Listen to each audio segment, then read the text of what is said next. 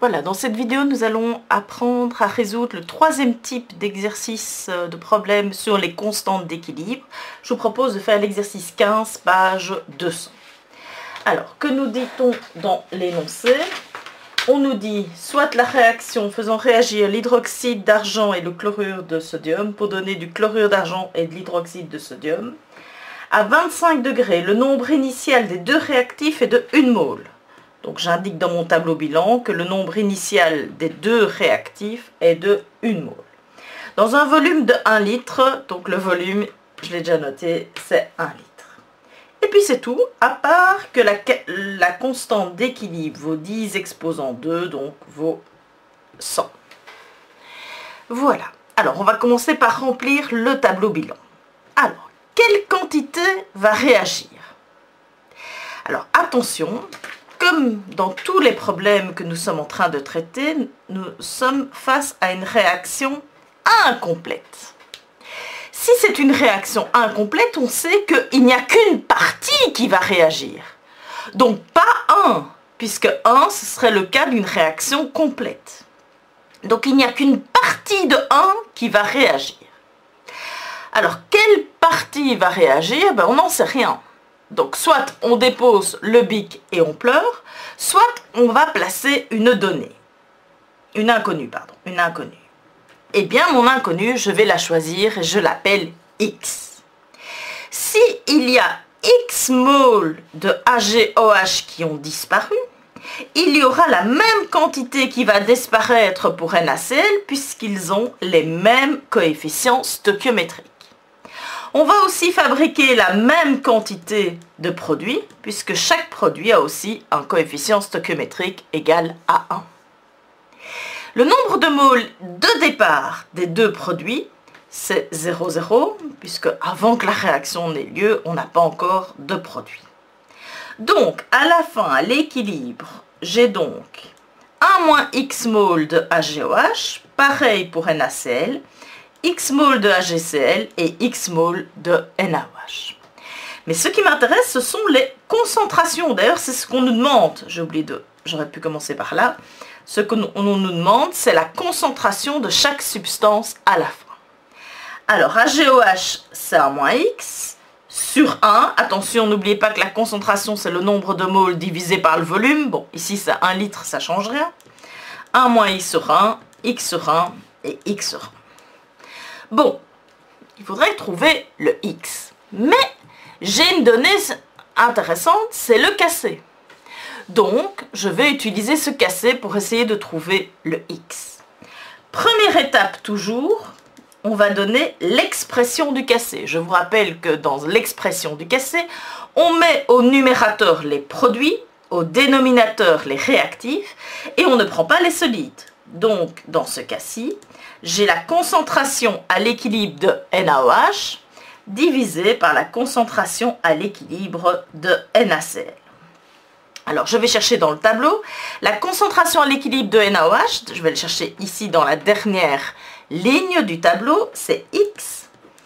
Et la concentration à l'équilibre de NaCl, c'est 1 moins X sur 1, c'est-à-dire 1 moins X. Et je sais que le tout fait 100, puisque c'est la valeur du cassé qui était notée dans l'énoncé. Je me retrouve donc avec une équation à une inconnue, tout va bien. Donc je vais résoudre ça mathématiquement. Donc X est égal à 100 fois 1 moins X. Alors je vais ensuite distribuer. Donc X est égal à 100 moins 100x. Je mets les x tous du même côté. X plus 100x égale 100. Je me retrouve donc d'un côté avec 101 x égale 100. Et donc x vaut 100 divisé par 101. Si vous prenez votre calculatrice et que vous faites 100 divisé par 101, vous obtenez 0,99. Alors, on n'a pas fini, parce qu'on n'a pas répondu à la question. Je vous rappelle, la question, c'était de trouver la concentration de chaque substance. Donc, la concentration de HgOH est égal à la concentration de NaCl et vaut 1 moins X, c'est-à-dire 1 moins 0,99, c'est-à-dire 1 moins 0,99, 0,01 molaire. La concentration de HgCl est égale à la concentration de NaOH et est égale à X, c'est-à-dire 0,99 molaire. N'oubliez pas les unités, hein, ce sont des concentrations molaires, donc l'unité, c'est bien des molaires. Voilà pour l'exercice 15. Alors je vous propose maintenant de passer à l'exercice 16 qui se trouve à la page 201. Alors je vous lis l'énoncé. Lors de la réaction du KI en solution aqueuse avec PbSO4 solide à 6 degrés Celsius, le nombre de moles initial de KI vaut 0,1. Donc je sais que le nombre de moles initial de KI, c'est 0,1 mole dans un volume total de 1 litre. Là aussi, le volume vaut 1 litre. Et on me dit que le Kc vaut 10. Et on me demande de calculer les concentrations molaires à l'équilibre. Donc on me demande de trouver toutes les concentrations de réactifs et des produits. Alors, là aussi, je ne sais pas quelle quantité va disparaître. Je sais que ce n'est pas tout, donc ce ne sera pas 0,1. Pourquoi? Parce que c'est bien une réaction incomplète. Mais je ne sais pas quelle quantité, donc je vais indiquer moins X. Alors, si il y a moins X qui disparaît, je vais faire disparaître moins X demi, la moitié, puisque le coefficient stoichiométrique, on passe de 2 à 1. Ça veut dire que l'on va fabriquer X demi de PbSO4 et X demi de PbI2. Alors c'est tout à fait correct, mais vous voyez c'est un petit peu embêtant parce que je vais me retrouver avec des fractions dans mon calcul. Est-ce qu'il n'y aurait pas un autre moyen de choisir mon inconnu pour que ce soit plus facile? Alors mon inconnu, au lieu de dire qu'il y a X qui vont réagir, si je disais qu'il y avait moins 2X qui réagissent, alors j'efface le reste.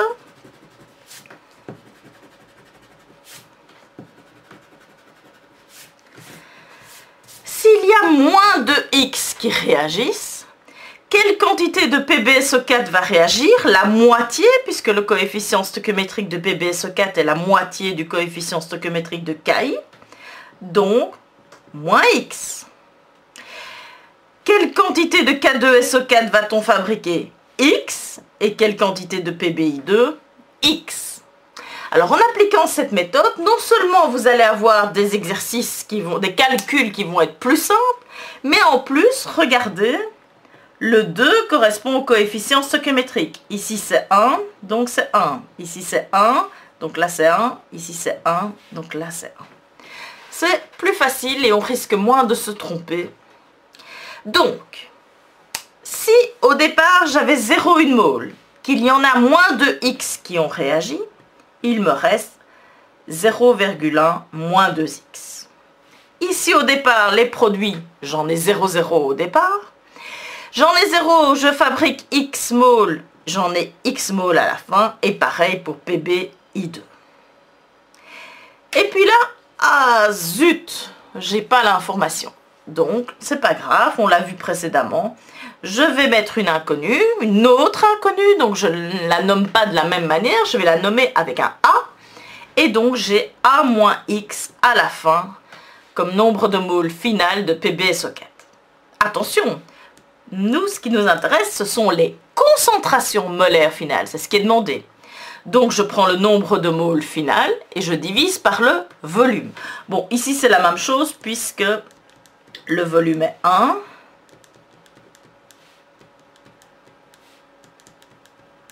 Voilà.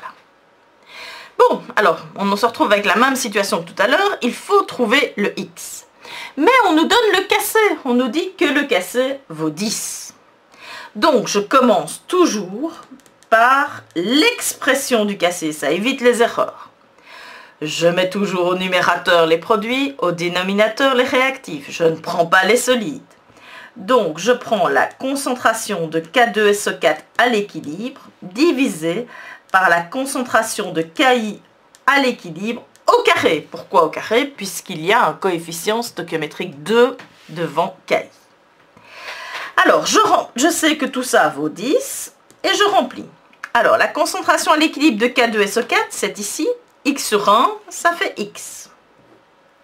La concentration de KI, c'est 0,1 moins 2X. Attention au carré. Donc, je me retrouve avec une équation avec une inconnue. Ben, tout va bien, mais évidemment, il y aura une plus grande, dans ce cas-ci, une plus grande construction mathématique. Donc, je vais recopier ce qu'on a obtenu. Voici. Bon, alors, je vais faire passer le dénominateur de l'autre côté. Donc, j'ai 10 fois 0,1 moins 2, exposant 2, égale à x. Donc, j'ai simplement fait passer le dénominateur de l'autre côté. Et puis, qu'est-ce que vous observez? Je suppose que vous l'avez vu. Nous avons un produit remarquable en maths. Alors, en maths, A moins B, le tout exposant 2 au carré, ça donne A carré moins 2AB plus B carré. Donc, je vais résoudre ce problème, ce produit remarquable. Le 10, je le laisse. Alors, 0,1 au carré, ça fait 0,01. Moins 2AB, donc 0,1 fois 2, 0,2 fois 2, ça fait 0,4x. Et 2x au carré, ça fait 4x carré. Donc, ce que je viens de trouver entre la parenthèse, c'est le produit remarquable.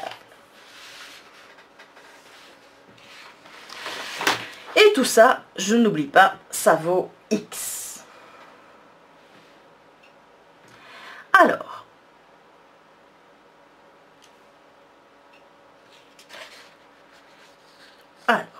je vais distribuer 10 fois 0,01, ça fait 0,1, moins 4x plus 40x carré est égal à x. Alors ensuite, je mets tout du même côté, donc j'ai 40x carré moins 5x plus 0,1 égale 0. Alors, donc j'ai bien une équation du deuxième degré. Comment résoudre une équation du deuxième degré avec le delta? C'est b carré moins 4ac, donc 25 moins 4ac. Alors, je prends ma calculatrice, pas faire de bêtises. Alors, 4 fois 40 fois 0,1, ça fait 16. 25 moins 16, ça fait 9. Donc, pour trouver la racine, c'est donc moins b plus ou moins, donc moins b plus ou moins racine de delta sur 2a. Alors, moins b, ça fait 5 plus ou moins racine de 9 sur 80. Oui. Hop, je l'ai fait les deux en un. Donc ça fait 5 plus 3 sur 80 et 5 moins 3 sur 80. 5 plus 3 divisé par 80, ça fait 0,1. 5 moins 3, le tout divisé par 80, ça fait 0,025. Alors là, petite astuce. Mathématiquement, nous nous retrouvons, comme vous le voyez, avec deux réponses. Mais chimiquement, il n'y en a qu'une seule qui est bonne. Alors, comment choisir? On reprend notre tableau bilan et on injecte le premier x qu'on a trouvé, 0,1, ici dans l'équation. 0,1 moins 2x, 0,1 moins 2 fois 0,1, ça ferait une valeur négative. Or, c'est impossible chimiquement d'avoir une concentration négative. Donc, cette valeur-ci est rejetée. Essayons avec 0,025. 0,1 moins 2 fois 0,025, ça fait une valeur positive. Pareil pour ici, pareil pour là. Ici, il nous manque une donnée, c'est le 1. Ok. Donc, je répète, quand vous résolvez ce type de problème, comme vous avez une équation du deuxième degré, vous avez donc deux réponses mathématiquement, mais il n'y a qu'une seule réponse, toujours une seule réponse qui est valable chimiquement. Donc, je trouve que x vaut 0,025. Alors, que vaut la concentration? Je reprends quand même ceci, ce sera plus facile avec le tableau. Voilà. Que vaut la concentration de KI? Alors, dans mon tableau, la concentration de KI, c'est 0,1 moins 2 fois x. Donc, 0,1 moins 2 fois 0,025, ça fait 0,05 molaires. La concentration de PbSO4, c'est A moins X, donc ça vaut A moins 0,025 molaires. Je ne sais pas déterminer le A, rien ne m'est donné comme information pour trouver le A. Et la concentration de K2SO4 et de PbI2, si on regarde dans le tableau, valent toutes les deux X, c'est-à-dire 0,025 molaires. Alors, dernier point, on nous dit dans la sous-question B que la concentration molaire à l'équilibre de PbSO4 dans les mêmes conditions, enfin voilà, on nous demande de le calculer, sachant que PbSO4 n'est ni en excès ni en défaut par rapport à KI au départ. Donc, on nous donne une info sur A. On nous dit qu'il n'est pas en excès et pas en défaut. Ça veut dire que vous vous attendez à avoir quelle quantité? Vous remplacez A par quelle quantité pour qu'il n'y ait pas d'excès et pas de défaut? Attention, il faut respecter les coefficients stoichiométriques. Pour qu'il n'y ait pas d'excès et pas de défaut, on s'attend à avoir la moitié de 0,1, c'est-à-dire 0,05. Ça, c'est uniquement dans l'énoncé B que l'on nous dit. Donc, dans l'énoncé B, on nous dit que A vaut 0,05. Donc, que vaut la concentration de PbSO4? C'est A moins X, c'est-à-dire 0,05 moins 0,025, ça fait 0,025 molaires. Ceci, c'est la réponse de l'équilibre, la concentration à l'équilibre de PbSO4 quand on nous donne cette information supplémentaire qui se trouve dans la sous-question B. Voilà, à vous maintenant de faire les autres exercices.